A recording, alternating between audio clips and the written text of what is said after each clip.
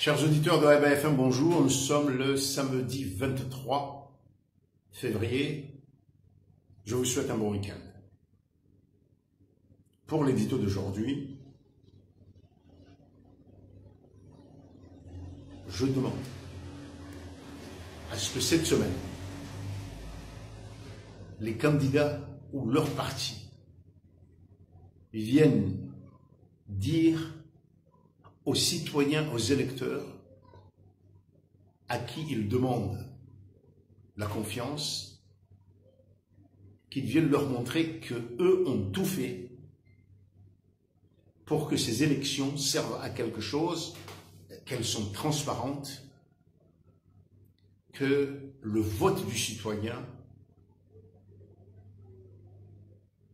serve à quelque chose parce que les opérations seront transparentes et contrôlées. Est-ce que les listes électorales reflètent bien l'électorat dans les localités? Est-ce que les membres du bureau de vote ont été choisis comme il se doit et les opposants sont représentés et que ce ne sont pas seulement des gens au service de la mouvance présidentielle? Comment est organisé le transport des bulletins du bureau de vote au lieu où ils seront comptés? Ainsi de suite. Nous avons besoin de savoir que vous avez fait votre travail pour que ces élections soient justes, transparentes, et que surtout les citoyens qui veulent voter contre le gouvernement, que leur voix sera effectivement bien recensée et que ce n'est pas simplement un jeu. Est-ce que vous avez fait ce travail-là? Venez nous le prouver. Je le dis pourquoi? Parce que à cette heure-ci, à cette minute où je vous parle, il n'y a pas d'engagement de la part de la communauté internationale, c'est-à-dire des organisations internationales, ni de pays pour nous envoyer des équipes qui viennent sécuriser ces élections. L'Union européenne nous dit qu'elle est prête à former, à payer pour la formation de gens de l'opposition, par exemple, qui suivront, qui contrôleront les élections. Bien. Les responsables de l'opposition qui ont rencontré l'ambassadrice de France ici constatent ou entendent le discours suivant: il n'y a pas de guerre, il n'y a pas de crise, il y a tellement à faire, on va payer pour la formation, etc. Et quand on parle de la France, c'est l'Union européenne. Il y a eu des rencontres avec la commissaire aux affaires politiques à Addis Abeba, nous en avons parlé. Mais c'est un peu tard. Et d'abord, il faut savoir que l'Union africaine n'a pas de sous.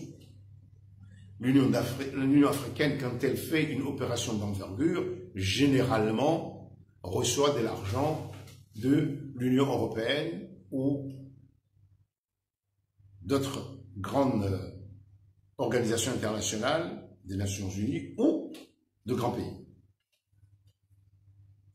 Ce qu'on peut constater, c'est que nos appels à AIBA FM ont été vains depuis des mois où la sécurisation de ces élections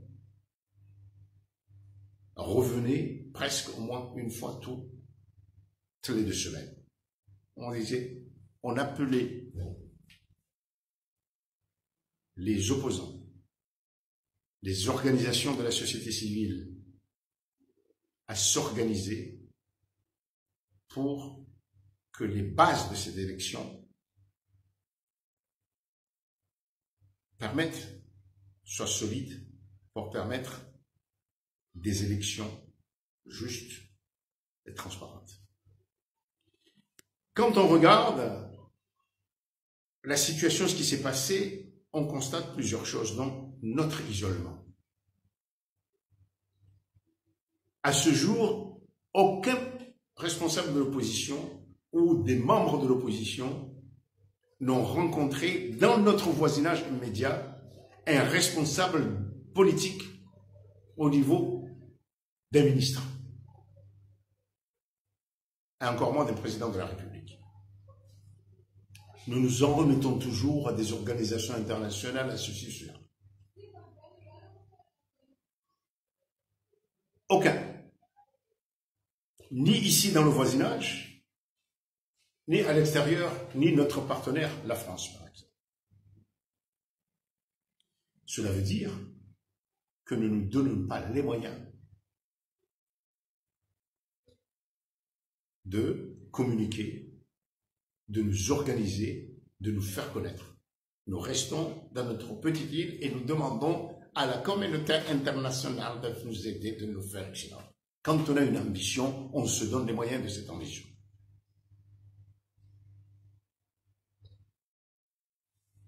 La délégation qui a été reçue à Addis Abeba par la commissaire aux affaires politiques, elle était composée surtout de députés. Il y avait une certaine légitimité démocratique. Et donc, il faut nous en prendre à nous-mêmes. Mais même maintenant, l'opposition, ceux qui se battent pour la transparence, pourraient faire quelque chose. Mais pourquoi, quand il y a eu une réunion dans un petit village, où la réunion politique du candidat n'a pas plus de 30 personnes, les 15 viennent du convoi qui va avec le candidat. Mais mettez les C5 à Moroni, tous les partis, pour organiser réellement les élections. Ce qu'il faut, c'est nous prouver à nous, citoyens, que vous avez fait tout ce qui était en votre pouvoir pour que notre bulletin de vote compte. Parce que sinon,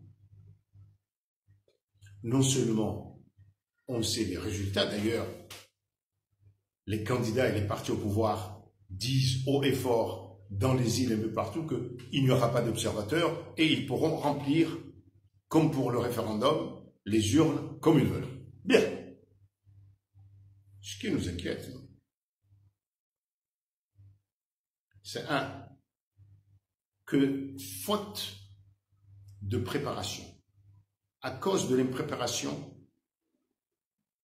de l'opposition, il y ait des troubles face aux frustrations du moment, d'abord. Mais deuxièmement, et c'est ça la peur de Haïba FM, c'est que des élections qui ne sont pas justes, transparentes, accouchent toujours d'une situation de crise des semaines, des mois ou quelques années après. Et là, la responsabilité est partagée par tout le monde. Allez-y.